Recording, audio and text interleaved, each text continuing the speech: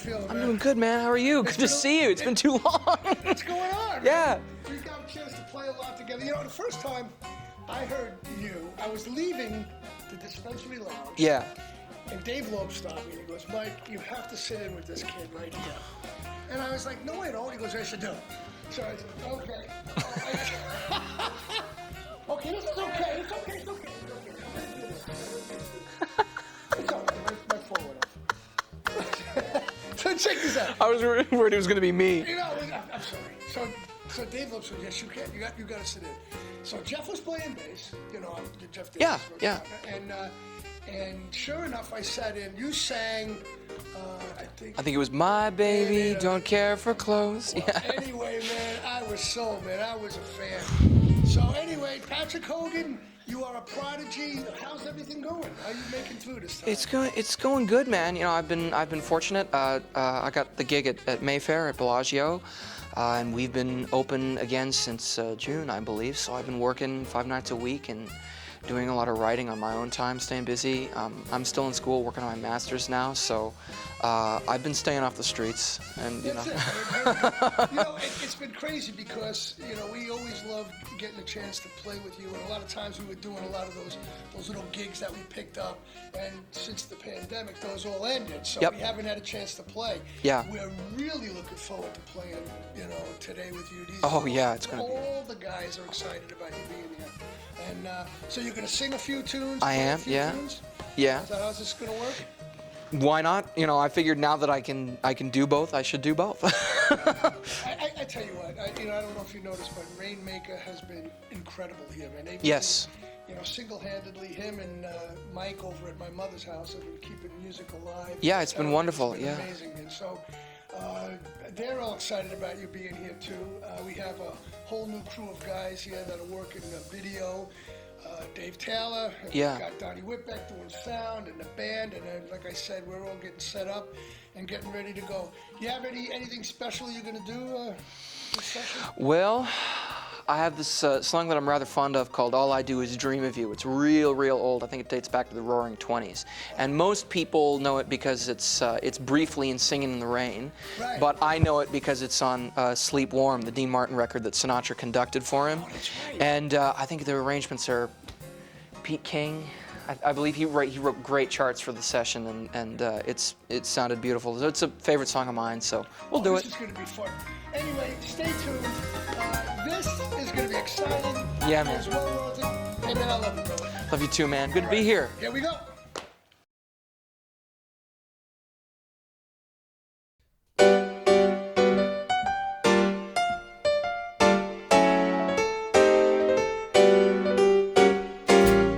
I took a trip on a train and I thought about you. I passed a shadowy lane and I thought about you. 2 or 3 cars parked under the stars and a winding stream, moon shining down on some little town, and with each beam the same old dream. And every stop that we made, oh, I thought about you. And when I pulled down the shade, that's when I really got blue. I peeked through the crack and I looked at that track, the one headed back to you. And what did I do? Babe, I thought about you.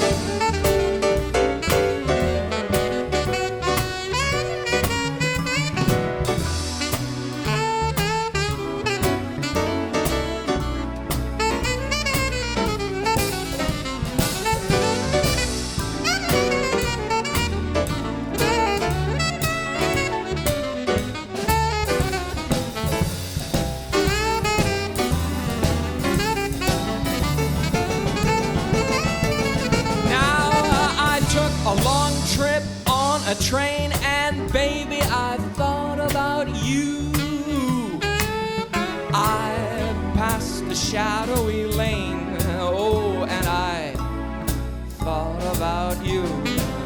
There were 2 or 3 cars parked under the stars, and a winding stream, gang of moon shining down on some knocked out town, and with each beam the same old dream. And every stop that we made, oh, I thought a lot about you. And when I pulled down the shade, that's when I really felt blue. I peeked through the crack and looked at that track, the one that was headed back to you. And what did I do? I thought about you. I thought about you.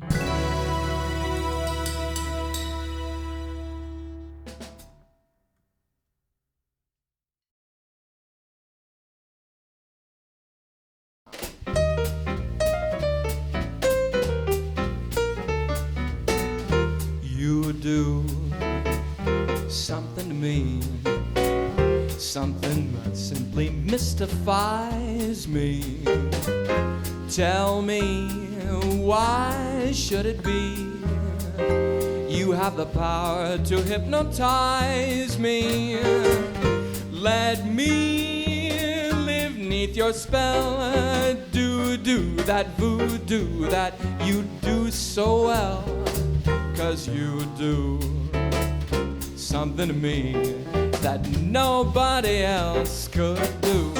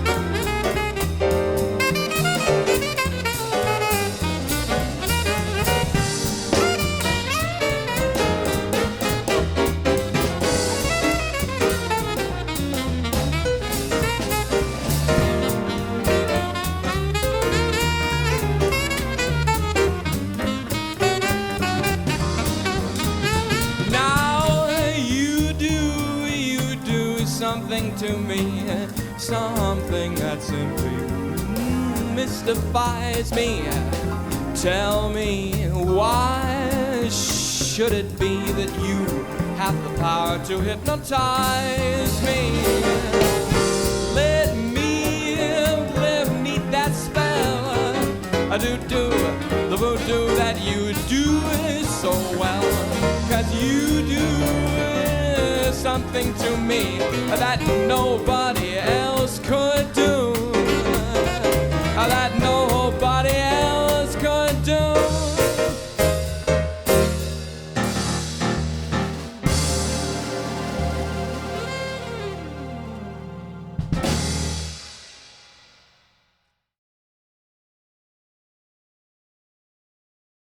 The very thought of you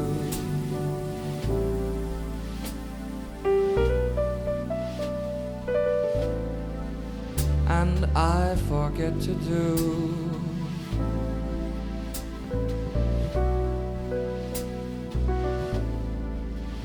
the little ordinary things that everyone ought to do.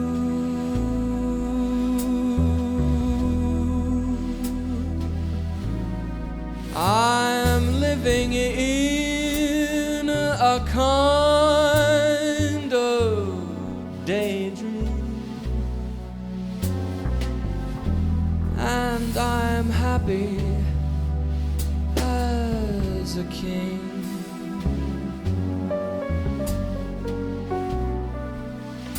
And foolish though it may seem to me, that's everything. The mere idea of you.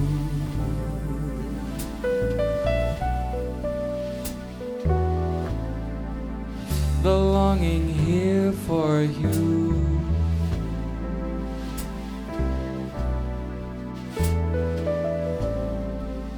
You'll never know how slow the moments seem to go till I'm near to you.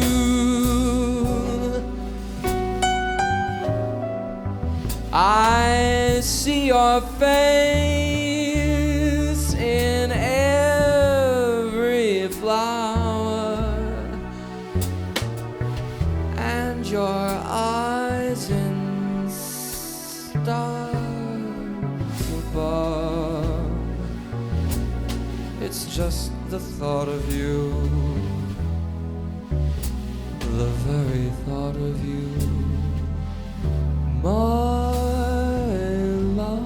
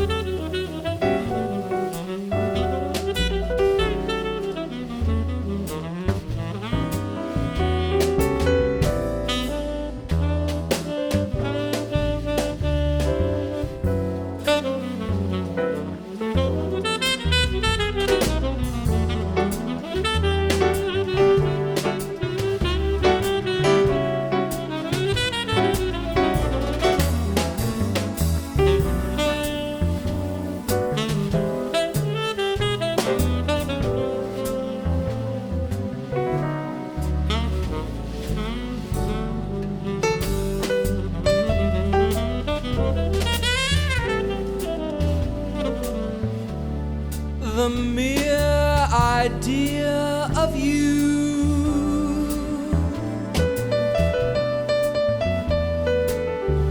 And the longing right here for you.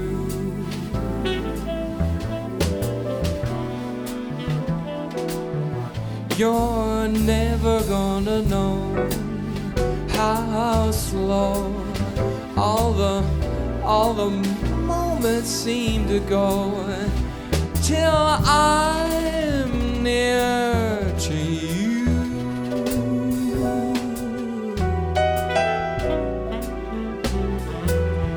I see your face in every flower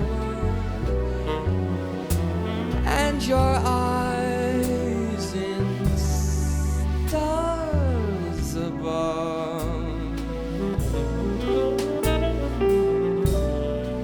It's just the thought of you, the very thought of you,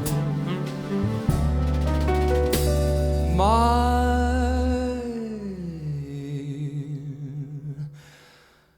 love.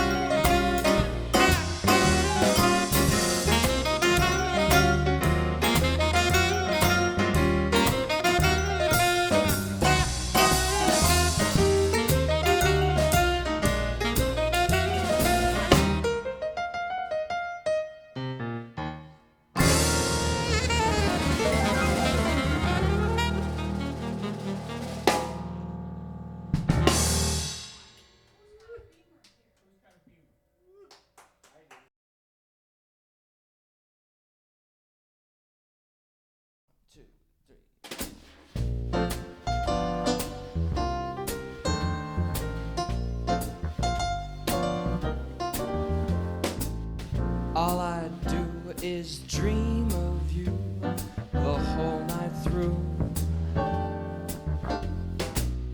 With the dawn I still go on just dreaming of you.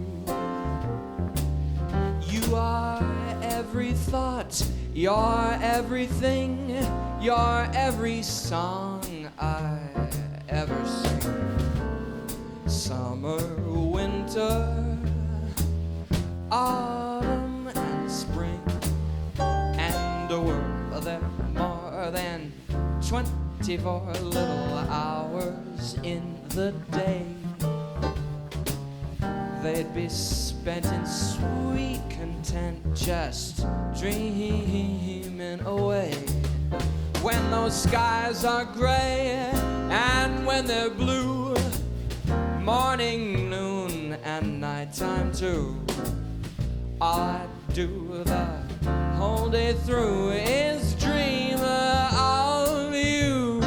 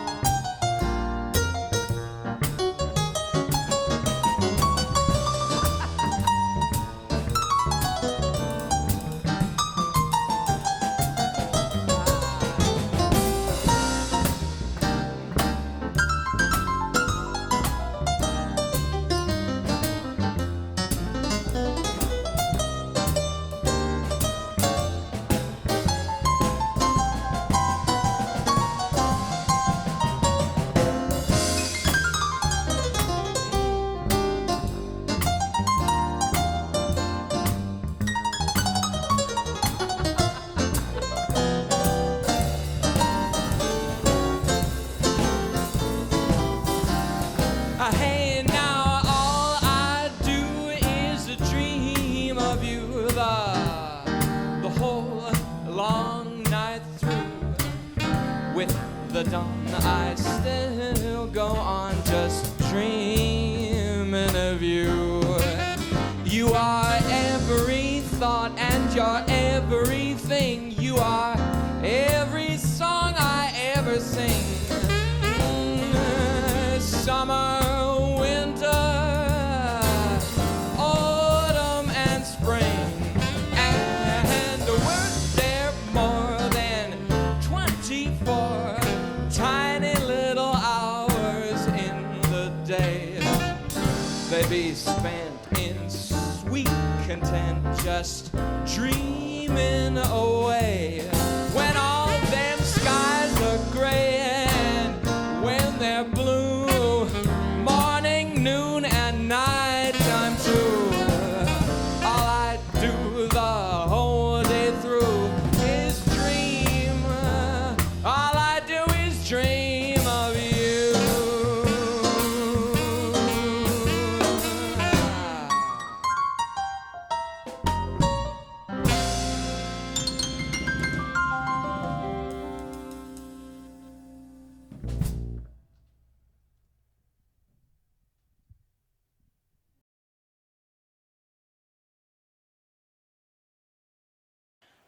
I'm here with Patrick Hogan, and we are reunited because we've done several things together. We did Yes, Men indeed. of Music, and we did our jazz show at the IAC. Yeah. We call him the boy genius, and everyone in Vegas calls him genius. Maybe they leave the boy off. But anyway, Patrick says he's a young Harry Connick. Who, me? You. No, He does no. everything. He does. Now we're going to find out how old he is in a minute. But not only does he do keys or sing, he does arranging and he does phrasing.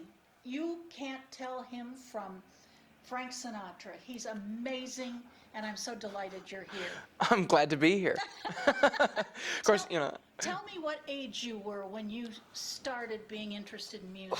when I started being interested in music, so I took up an instrument first around age 10, but my interest in music before that, I think you can kind of trace it to when I was very, very young. I was fond of Frank Sinatra and Henry Mancini and Glenn Miller and these things, and that's what I wanted to hear.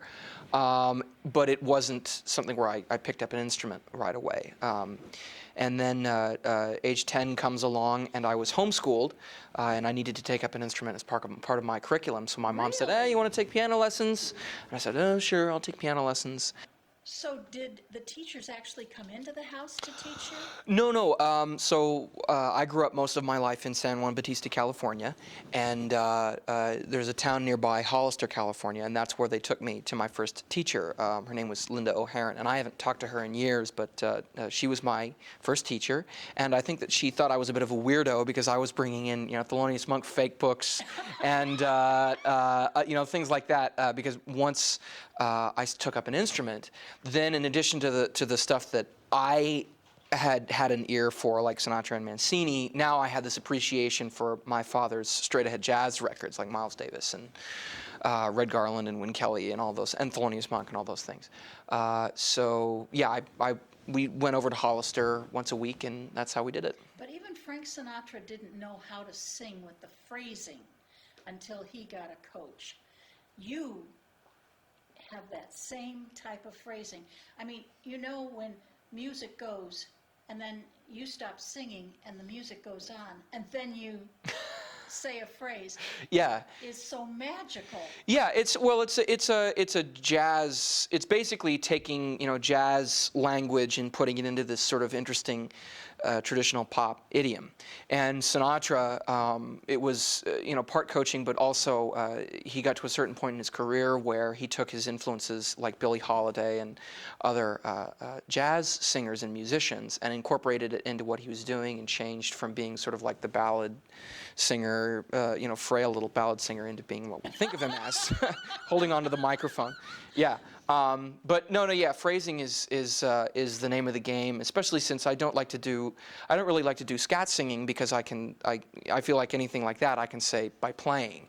So playing with the phrasing of the song and the lyrics a little bit, that's the name of the game. It is inside of you. It's your whole body. It's not just your mind, because you are just in with it. I mean, you are.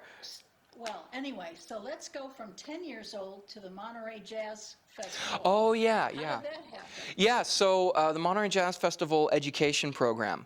When I was in middle school, after I'd been playing for a few years, my father said, "Hey, so the Monterey Jazz Festival, they have a summer camp that they put on every year. Would you like to go?" And you have to understand that before then, I really just played by myself. My teacher was not jazz-oriented. My connection to this stuff was coming solely from recordings and the books that I was getting and all that. So I started going to the summer camps, and I was around jazz musicians for the first time, and they were telling me, "Okay, so do that, don't do that, do this, don't do this," and showing me the ropes. And I kept going back every year, and I ended up playing with their honors groups and touring around the country a little bit. We even went to Canada one year, to Vancouver and Victoria, which is beautiful. Victoria feels like Britain or something like that. I've maintained some sort of relationship with them for a long time. And because I'm not in California anymore, it doesn't happen too often, but I wrote a chart for the Next Generation Orchestra a few years back for their vocalist to sing. did you hear that? He did the charts. We did a show, Vegas Men of Music. Yeah, yeah. He wrote all the music. He did all the arrangements. He was the MD for the show. I think they brought in like 2 or 3, but I wrote the majority of the arrangements. Amazing. Yeah. And then he did Canadian Sunset. We had to have him do a solo. God, that was so wonderful. It's a great song. When the show ended, everybody talked about Patrick. Now, you've come to the Monterey Jazz Festival. How did you get here? So my father tends to figure largely in a lot of these things because he'll come to me and say, hey, so there's this thing, you interested in doing this thing? You know, and then I'll just say, oh, sounds good to me. So when I was looking for universities, I'd been going to community college. I didn't come here right out of high school. I went to Cabrillo College near Santa Cruz, California for a while. And I got to a point where I realized, okay, it's time to go off to a proper university, as opposed to community college. And my dad was looking around and he found something called the Western Undergraduate Exchange, which is it's basically a scholarship type program that allows people from participating states to go to school in another participating state for close to in-state tuition if you qualify, if you pass their board of examiners or something like that. So UNLV and the University of Nevada, Reno were both on the list. And he said, have you thought about the University of Nevada? I remember I was, at one of their booths at the Next Generation Festival once. Maybe you should consider that. So I thought, oh, that might be kind of interesting. And I went and I talked to Paul Contos, who he's recently stepped down, but at the time he was the education director at the Monterey Jazz Festival. Paul and I go way back. He's a dear, dear man. I'm going to tell you how old he is at the end of this. Because you're Yeah. going to hear a lot of history. I do go way back with him, though. Like I said, I met him at those summer camps, and I started going to those in middle school. So we go back, half my life. I've known Paul. So anyway, I'd been talking to Paul about colleges and asking for advice and all that stuff. So I called him up and I said, so my dad brought up the University of Nevada. And Paul goes, oh, yeah, that would be really good for you. I didn't think of that. That would be good. So he put me in touch with Dave Loeb, who's the director of at that time it was the Jazz Studies program, and now it's called Jazz and Commercial Music. And we talked on the phone. I came and I visited here, and it was the perfect combination of a program that I felt good about, a city with good opportunities for work, and scholarship money. So, And you have to be at the head of your class. You have to be. Tell us some of the places in Vegas that you've worked. I've worked at a lot of the lounge spots around town where people perform this kind of music. So the Tuscany, Monzu down Flamingo Road, the Dispensary Lounge. Currently, I mentioned with Mike earlier that I have my regular gig is at the Mayfair Supper Club in Bellagio, in the front room looking at the fountains. And I'm in the band. I'm the regular piano player. And that's been my regular since the end of last year, actually. The premier resort Or in Las Vegas. longer back than that. The Bellagio. He works there. Now, I want to say thank you for you coming in and doing this my fabulous pleasure. show. Now, tell the people how old you are. I'm 24 years of age. 24 years of age. Thank And you. I feel every second of it. I'm so grateful that you spent time with us. Oh, my pleasure. It's so My pleasure. nice to Thank you see for having me. again. Good to see you too. Thank you for having me.